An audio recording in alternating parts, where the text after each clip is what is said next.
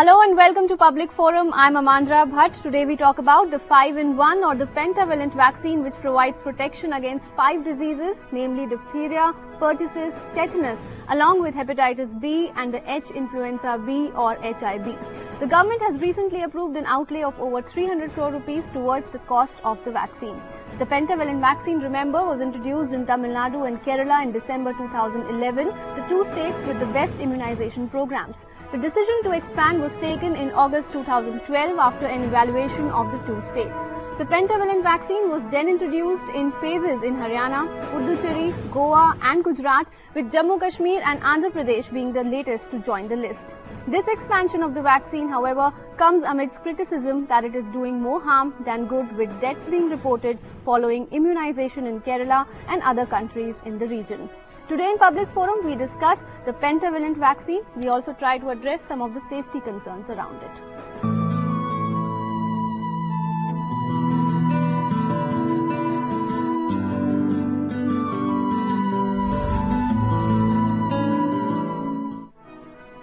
And to discuss the same, we have with us in our studios 3 very distinguished guests. Please welcome Dr. V.K. Paul, who's a professor and head of the Department of Pediatrics in All India Institute of Medical Sciences, New Delhi. Welcome to Public Forum, Dr. Paul. Sitting next to him is Dr. N.K. Arora, who's another noted pediatrician.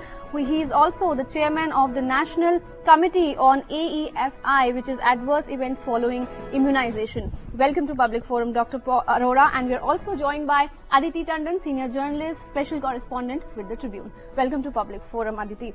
Well, I'd like to begin with you, Dr. Paul.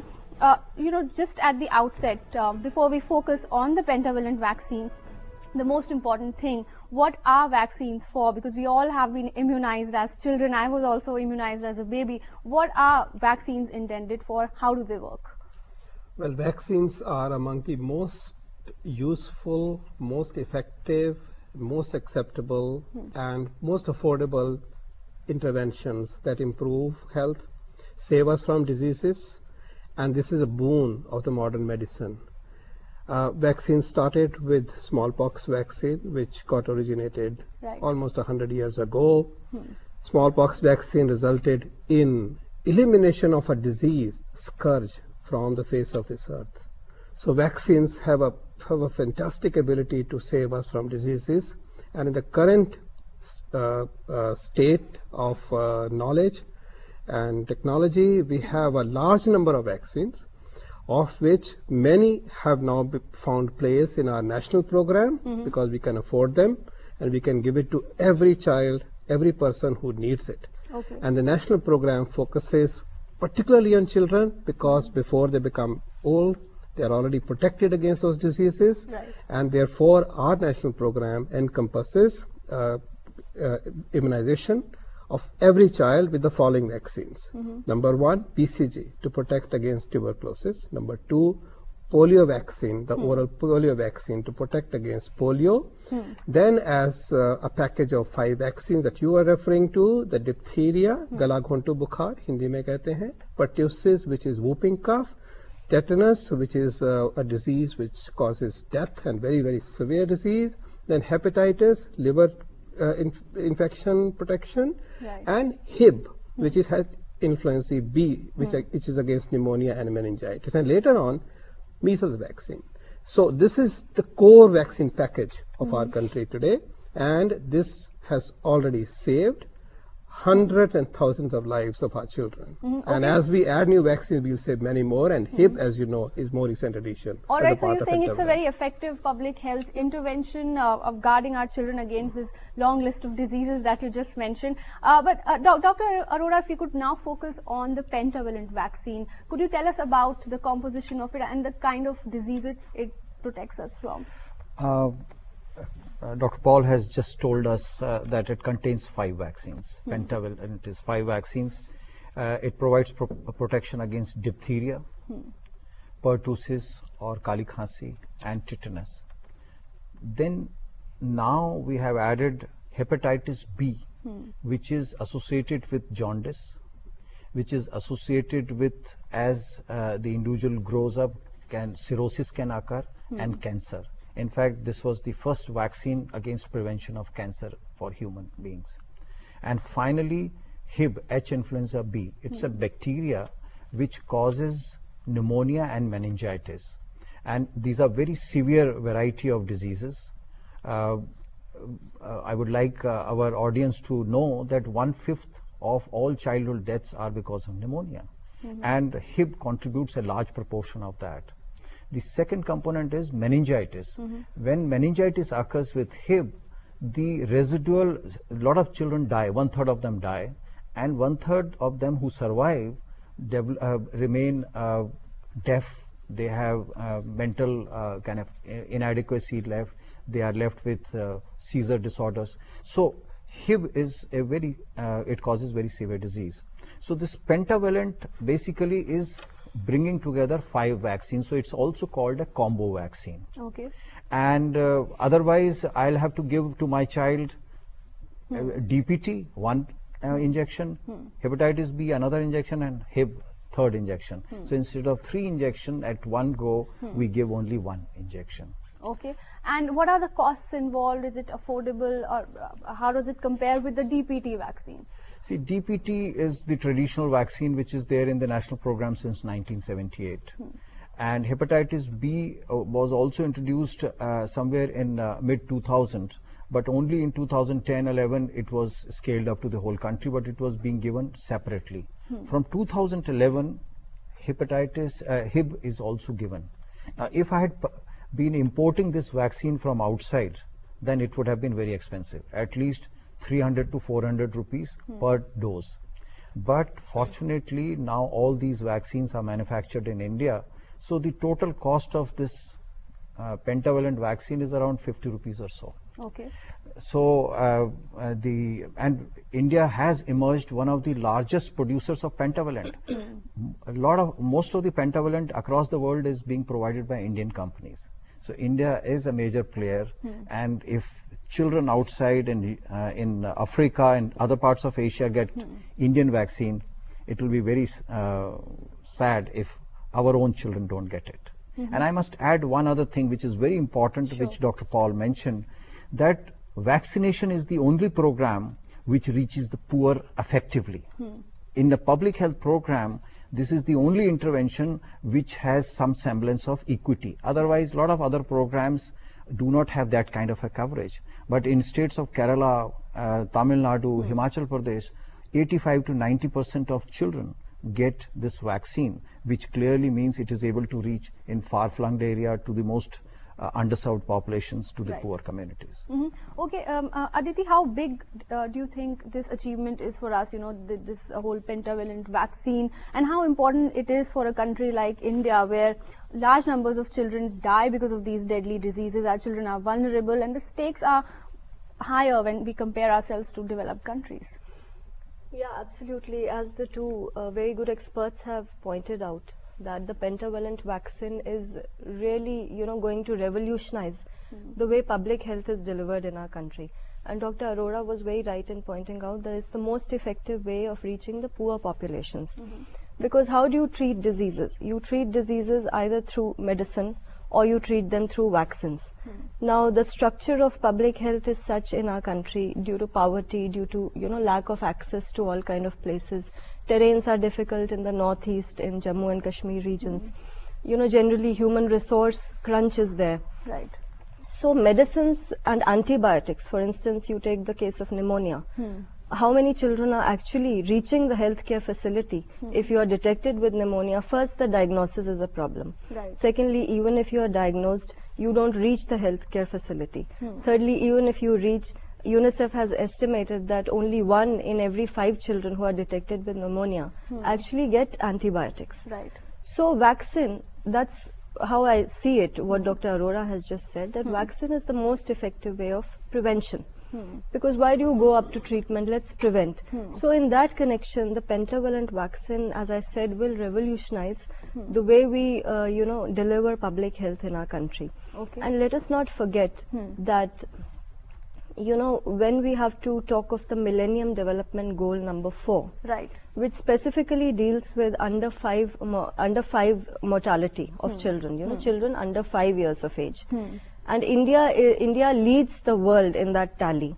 I mean, we have the highest under 5 child mortality rates in the whole world. Right. And we also supposedly have the highest pneumonia deaths in the world. Mm-hmm. So when you see everything in perspective, for us to achieve the Millennium Development Goal, Right. the pentavalent vaccine's efficacy, its importance cannot be overestimated. It's a very important vaccine. Mm-hmm. And as they say, prevention is better than cure. Yeah. But Dr. Paul, if we could look at some of the concerns around the pentavalent vaccine, we've been hearing a lot of criticism about it. Deaths have been reported in countries such as Sri Lanka, Pakistan, Bhutan, Vietnam, and also in the state of Kerala. How do you look at these reports? Is it a genuine or fair criticism?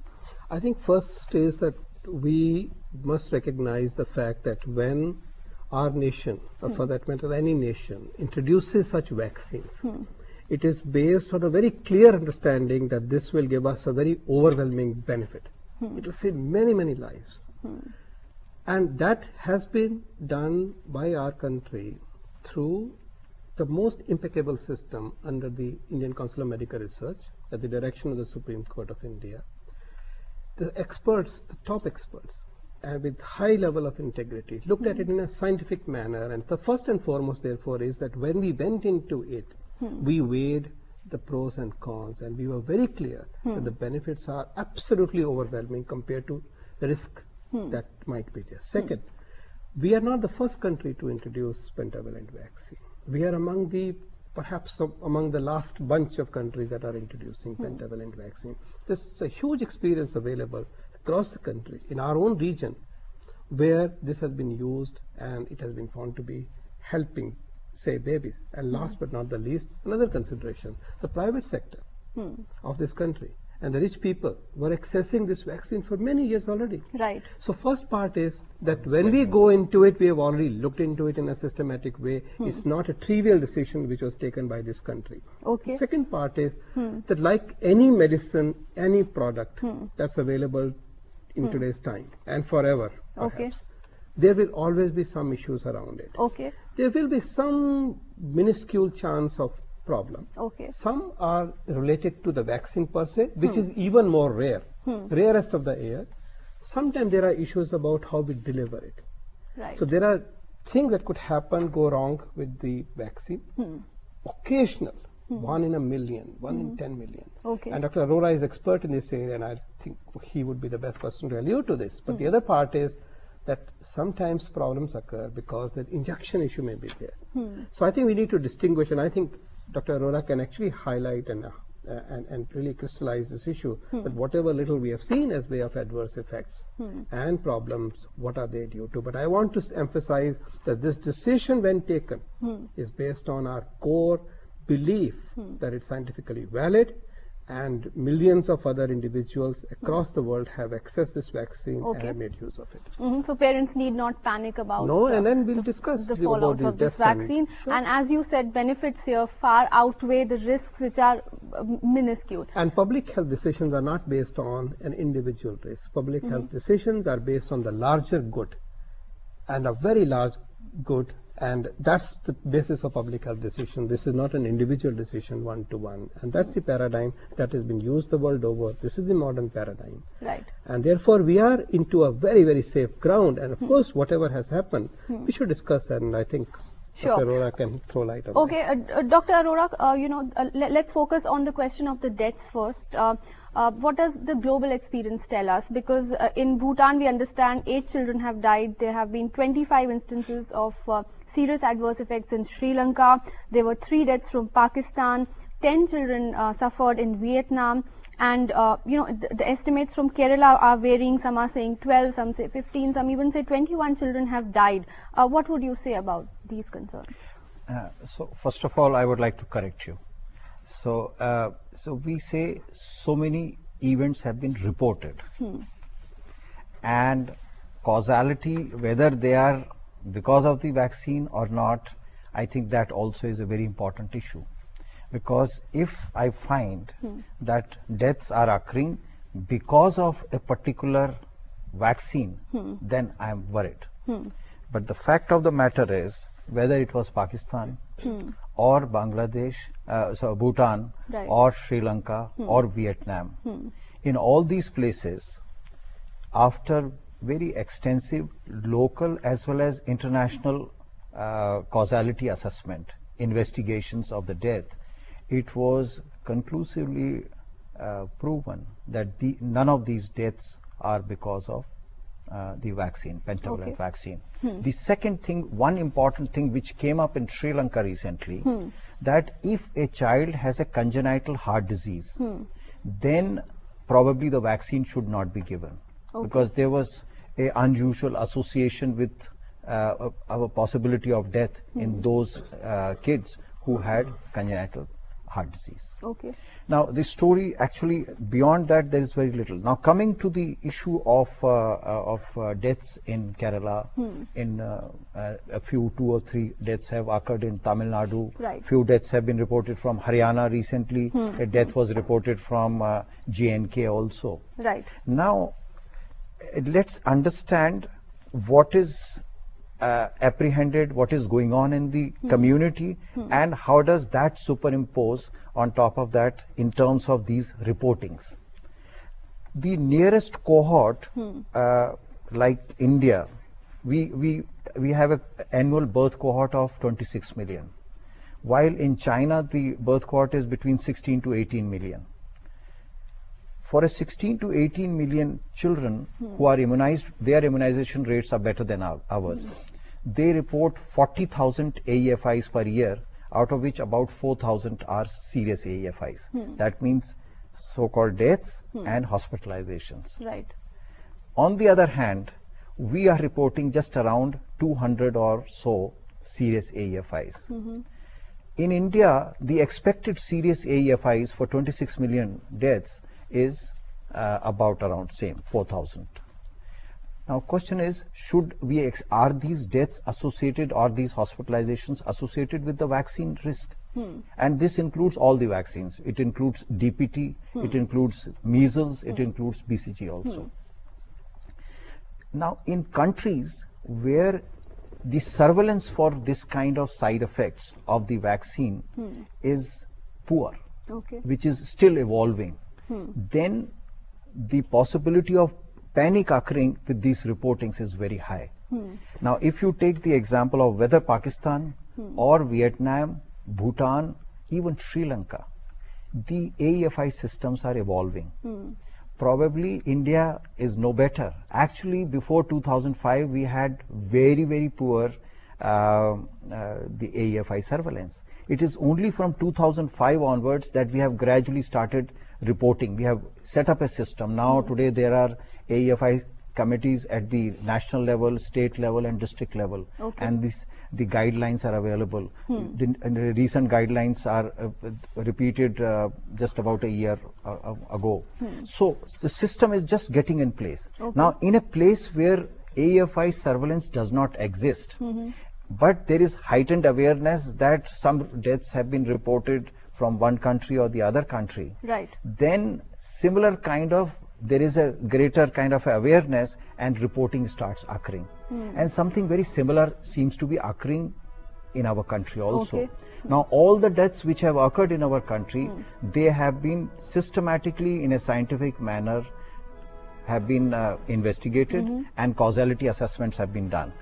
And fortunately, it has nothing to do with the vaccine. And we have not found any causal association. There are certain types of deaths which are occurring, and I think we will discuss it as we move forward. Dr. Arora, I have to interrupt you here. We have to take a break in the program. Stay with us. Our discussion continues on the other side. Welcome back to Public Forum. We are talking about the pentavalent vaccine and the safety concerns around it.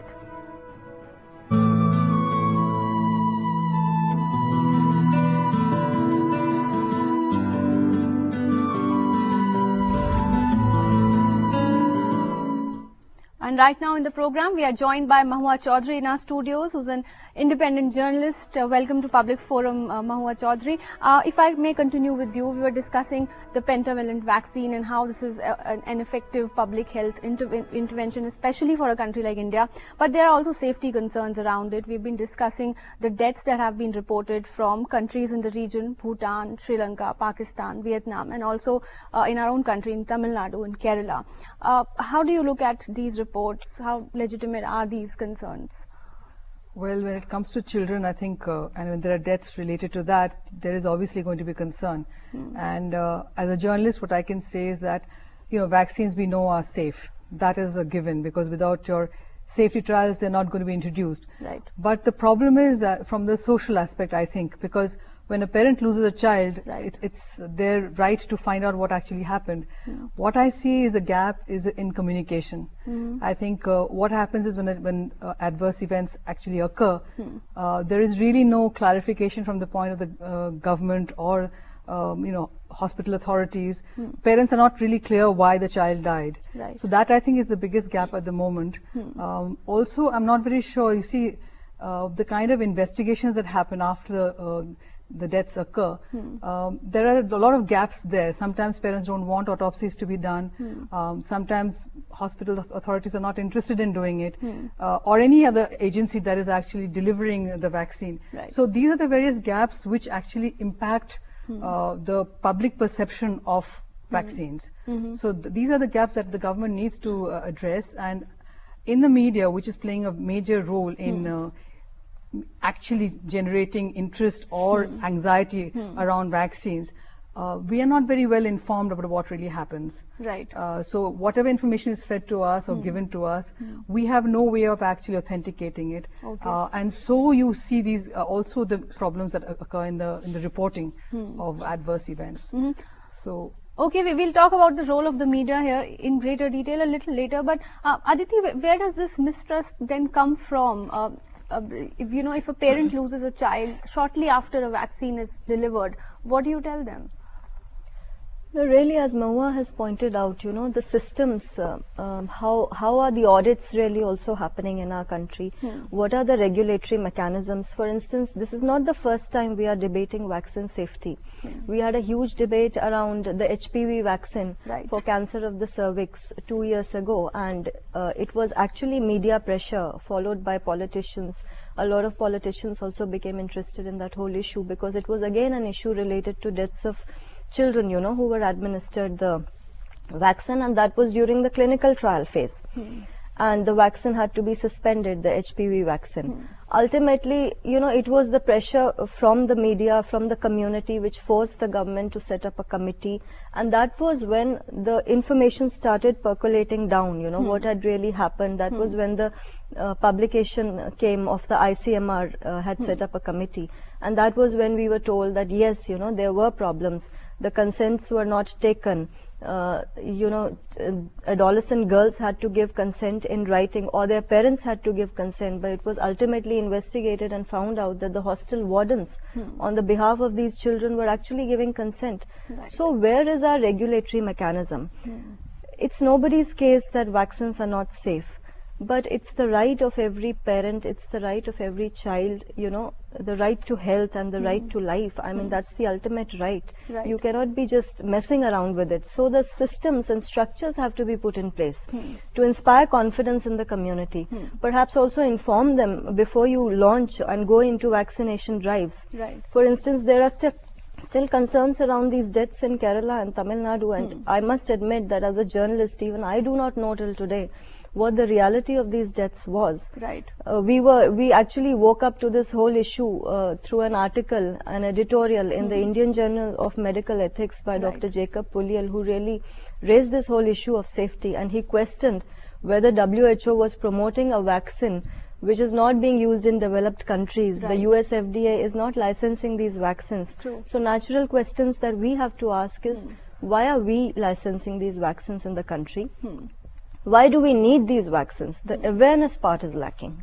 Okay, we will come to the awareness part as well, but Dr. Arora, focusing on the deaths that that have taken place post administering of the pentavalent vaccine, do you think that that also has to do with the time at which it is administered? Because most children are at risk when they are newborns or in the first year of their life. They are more prone to these vulnerable diseases. Yeah, we will go to very specifics, because if I take example of Uttar Pradesh versus I take example of Kerala, the difference in the infant mortality is almost 1/5 or so. So even if within Kerala, every year when 1,000 newborns take birth, about 11 to 12 die in the first year, and out of these 11 or 12, around 6 die within first month of life, and remaining 6 die in the 11 months of the child's life.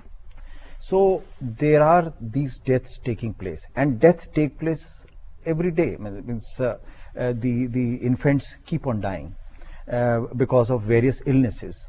Another thing which has come up because of this vaccine, and investigations have taken place, that there are deaths which we call as SIDS, sudden infant death syndromes. Right. Now these are deaths of unknown causes. It is very interesting. Dr. Paul and myself have been pediatricians, clinicians for over 30 years now. And in this country, since independence in 65, 66 years, there is not even a single case report of SIDS from this country. The reason is that they are not reported. When these young children are brought dead into the emergency departments, most of us know, our casualty medical officer says, if we take these children, medical legal case will be made. So why don't you take them back? And so they remain silent or under the wrap. Nobody knows about it.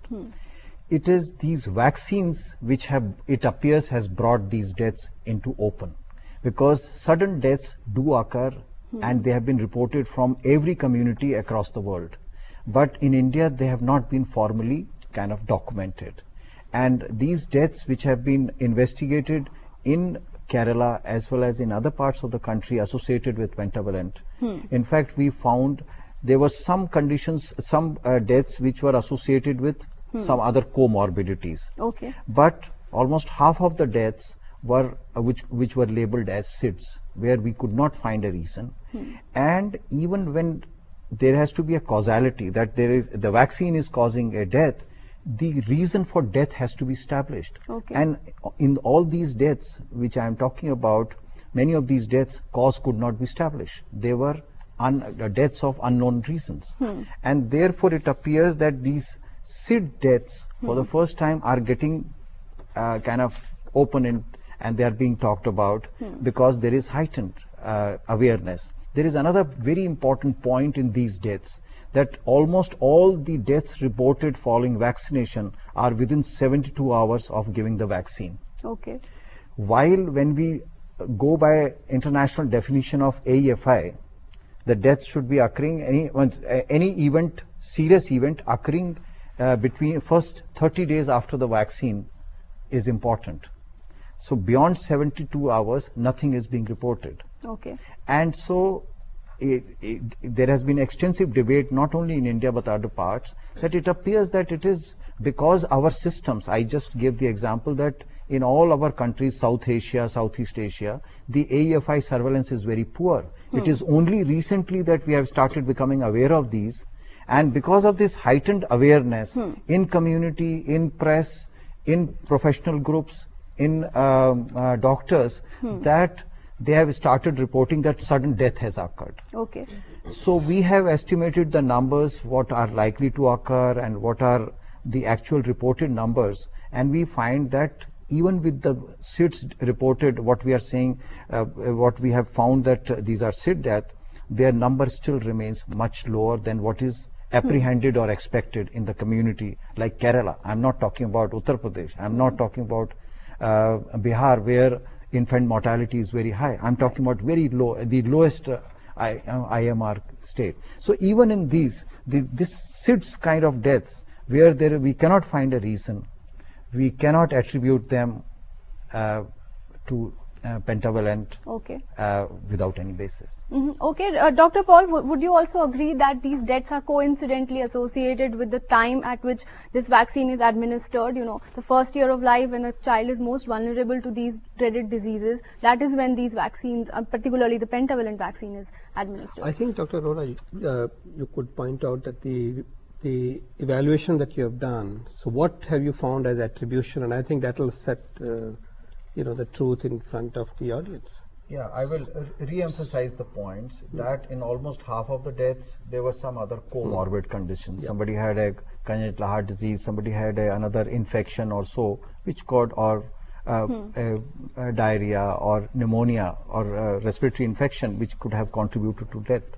But almost half of the deaths, we could not find a reason. We investigated these deaths in Kerala, and this was not done by an individual. A group of trained people, professionals, which included both pediatricians as well as public health specialists. They investigated, and in, if I remember correctly, about 4 children we had autopsy reports also. And it is very interesting. SIDS on autopsy does not, you don't find any specific findings. You don't find a reason why the child has died. So, and exactly this is what happened, that it appears that SIDS death is becoming in open, is coming out in open because of heightened awareness. So I believe once the process of this nature has been taken up in a scientific manner, in a comprehensive manner by unbiased people, if I from them hear that, look, there is no attribution of these deaths, I would like to believe it, attribution to vaccine. So in that, putting everything together, our belief as an academic pediatrician is that we believe that this particular vaccine is safe, and the adverse effects that we are hearing, the serious adverse effects that we are hearing, the deaths that we are hearing about, have no attribution to the vaccine per se. We still have to answer a few questions, as Dr. Arora very correctly said. What is it that due to? Are we uncovering a hidden disease, or disease, because of the heightened awareness and the spotlight that we are putting on it? But as the country evolves with strengthening its systems, we have to grapple with this.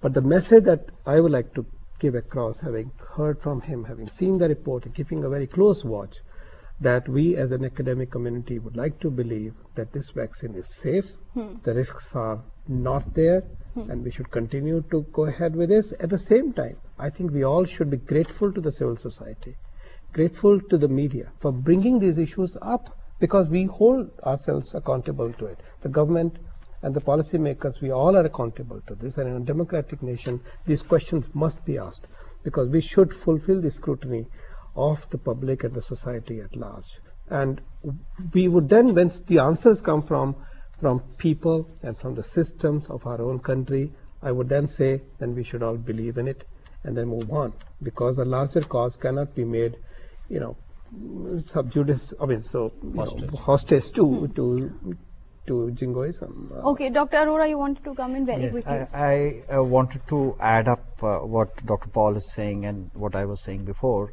that since most of these deaths are reported within 72 hours of given the vaccine, and if deaths are occurring unrelated to the vaccine, it means death should be occurring at other time periods also. So between the first dose of the vaccine and 4 weeks later we get the second dose, and the 4 weeks later we give the third dose. So there is intervening periods of 4 weeks each. Okay. And death should be occurring. If we are saying that these are unrelated, they should be occurring randomly all over the place. And to set the record right, to get the evidence that yes, these things are happening in the community, it just happens that because we do not have a very robust surveillance system, only things which are occurring very proximal or very near to the vaccination, only those are getting reported, rest are not reported.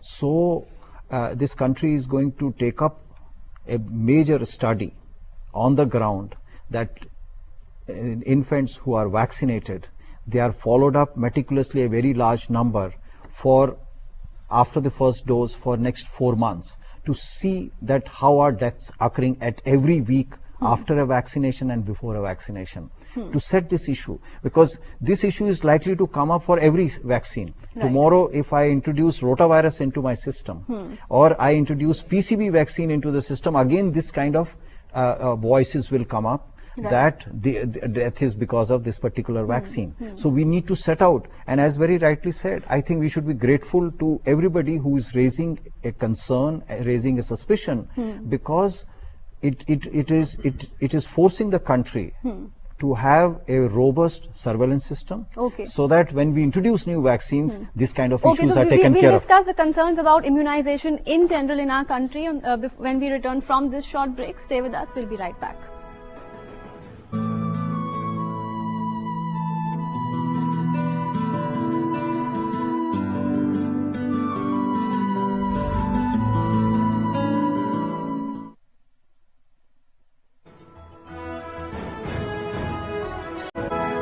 Welcome back to Public Forum. We are talking about the pentavalent vaccine.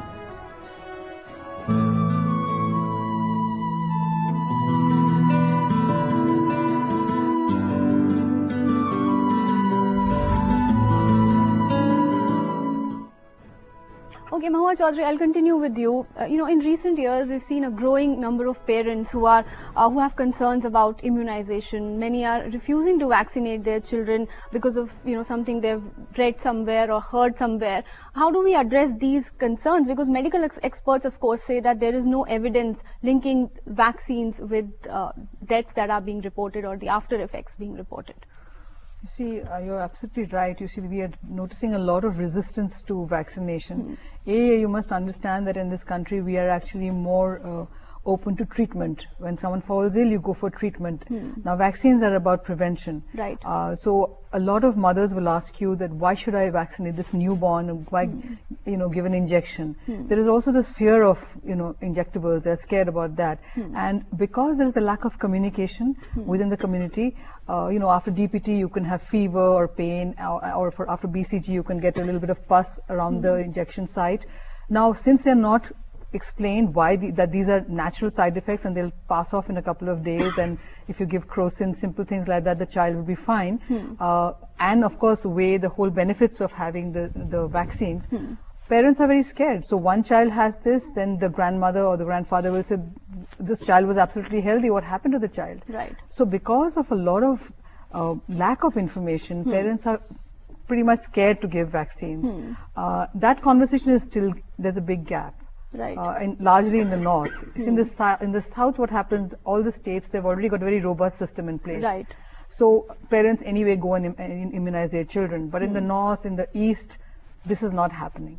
So we see the resistance is also because of the lack of communication and the fear that builds around, the side effects of vaccines. Right. Minor they may be. The other issue is, you see, what happens is if one instance of a child's death happens, for instance measles vaccines, because someone delivered the vaccine badly, let us say, and the child dies because of the vaccination process, or there is a cold chain break, or there is some of the vials are not fine, then the whole community sort of responds to that.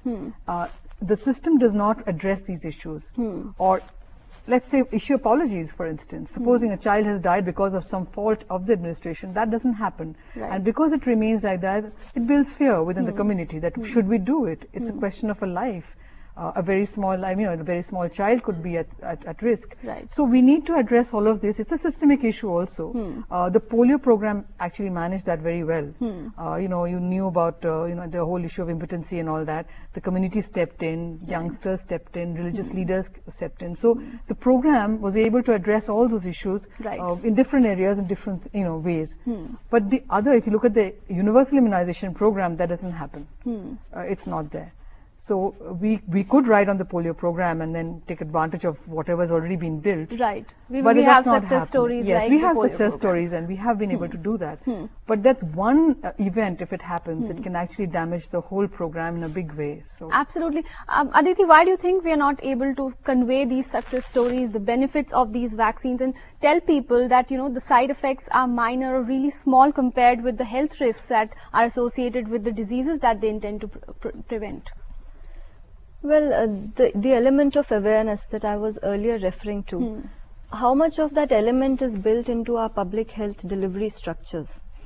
I mean, whether you're educating the community, because pentavalent vaccine may be a great thing to deliver, but what's the point behind it? Is the community being made aware of that fact? Do we have enough awareness material in vernacular languages? Are we going into the community, talking to them before actually going into vaccination drives? Right. That's a huge issue. And the second thing that I must point out here is that in India, we still treat the doctor with a lot of respect. I mean, fine, the due goes to them naturally, but you actually treat your doctor like God. You and I are educated people, but if we ask ourselves the question, how many questions do we ask our own family doctor, or if we are consulting a surgeon, if we are consulting a clinician in any big hospital, are we confident enough to question our own surgeon about certain queries that might be bothering us? Right. So now you look at the rural population. I mean, they're bringing their children for vaccination, but they dare not ask any questions. I mean, you have to create an atmosphere of cordiality between the doctor and the patient. They have to talk. And there has to be this demystification of the medical profession, that after all, your doctor is your friend, and of course, your life is in his hands. But you can ask your questions. You have any doubts about vaccinations, Right. how is the vaccination going to help you? So the whole thing boils down to really awareness and conversations, in my opinion. If that happens, if that element is addressed in our public health structures, the community will feel inspired to take their children for vaccinations. Okay, Dr. Paul, what can you tell us from your own personal experience? Do you get these queries, or do you think parents just trust the doctor blindly? They think whatever the doctor is saying is correct, that is going to protect our children. Do you challenge, or do you think they challenge these long-held beliefs? I think Aditi has very correctly said that in our country, and perhaps in most of the world, there's an implied and implicit faith with the doctor, in the doctor and in the health system. And it's our responsibility that we don't allow that faith to be shaken, to be diluted. And therefore, in addition to explaining that we should all do, in addition to reaching out and giving that comfort, what is also very important as a duty of our profession and policymakers and others is that we shall not offer any public health good in which we don't have faith, which is half-baked, where there are doubts. And I think so it rises above. The person may or may not ask me questions, but I should stand for an intervention and stand up for that knowledge and that public good, that health good, which is totally above board, which is above board for the rich people, and the poorest, the gender, everything taken into account. And therefore, in particular in the context of public health, and even more so around the issue of vaccination, I think the responsibility of our profession and as individuals and as the nation and the society and the health policy makers, stakeholders, is really that we stand very high on that scrutiny and that filter. And I think to that extent, the immunization policy has that amount of, to my belief, that level of rigor, and we should have faith. So I want to first transmit that message, that have faith in our institutions. Just as we want to have faith in the goodness of the civil society and the media and the truth that comes out through that. Similarly, our other institutions must be respected. The scientific scrutiny that has undergone before we offer these vaccines, the kind of system that Dr. Arora is referring to, we are trying to put in place. We would like to see them happening rapidly. We would like to see them world class, and we should like to see these systems also being accepted and owned up by the civil society and the public at large. So I think at individual level, it is our duty to speak the truth and to offer the best public good, and go back to the pentavalent vaccine. For many, many years, the private sector has been offering this vaccine to the richest in the country without batting an eyelid, right? The richest people in Mumbai and Delhi and Indore and wherever they have got it. We haven't heard of these issues at that time. So if this is good for that level of individual decision making, And we say, having seen the scrutiny, having gone through the scrutiny of its validity, its effectiveness, and its safety, I think we should believe in us and move on, but continue to ask questions and believe in the institution that provide answers. That's Okay, the way I Dr. see it. Arora, we've reached the end of the program. How do you think doctors can tell their success stories in a more compelling way? Because if you just Google the word vaccine and side effect, or vaccine and autism, or vaccine and sudden death syndrome, you will find millions of hits. Yes. In fact, I would just start that there is global principles of introducing a vaccine. And the first two principles are that the vaccine has to be effective and the vaccine has to be safe. Because vaccines are given to healthy individuals, whether it is a child or an adult. So that is underpinning of any vaccine program, and the benefits far outweigh. And I must also reiterate and re-emphasize at this point that you gave the example of autism. It has emerged, it took several decades actually to find out that the basis was totally wrong, where on whatever basis the linkage was being talked about. Okay. And there was also issues that the persons who were involved, many of them, there was suspicion on the integrity of those people. The vaccines have been a boon, and as I would like to end the point that probably vaccines are the only public health interventions which are actually reaching the poorest who need them, Right. where children are dying, where people are suffering. When the child becomes sick, I am able to take a child to my doctor, but when a poor person's child falls sick, they have constraints of even taking the child to the doctor also, or to the public health system, because of various barriers, and we know about that. And it is here that the vaccines really prevent them. So I would say have faith on the system. The other thing is that the scientific evidence which has been generated and which is also in the work in progress, that new evidence. So whenever the questions are raised, the evidence has to be generated to negate that. And I think we must leave this place to say that no, if there are some doubts, there are issues which are still need to be convinced to all sections of society, we need to keep working so that good evidence, convincing evidence is generated. Okay, Dr. Paul, what would be your advice to all those parents out there? I would say we have gone into introducing pentavalent vaccine as a nation after very careful thinking. We accept that when interventions are put in place at such a large scale in a very diverse population with different nutritional status, illnesses and so on, there are issues which come up, and that's the business of the kind of committees and kind of the processes that Dr. Arora referred to. We should strengthen those systems. We should believe in the outputs that come out of these, but at the same time, having reassured the society and our people, I also like to very humbly accept the fact that yes, there could be new things that would come up where we would find out whether they have any relationship to that particular intervention or some association with some disease states. We should continue to explore and find the underpinnings of those new issues which may be important. As Dr. Arora said, the scientific pursuit must go on till we really know that everything that we want to know about this particular vaccine, this particular intervention is known to us. Okay. We are working with enough evidence, All enough right. knowledge to be on a very strong footing. Okay, you wanted to come in here? I just wanted to say that there is faith within the community. Poor people do. When you talk about urban, rural, the divide, I think parents want their children to be safe. No matter how difficult it is, how expensive it is, Right. they would like to do that. Absolutely. But I think, like Dr. Paul and Dr. Arora said, once you're able to reassure them, then I think your battle is won. All right. Aditi, I'll give you a quick word.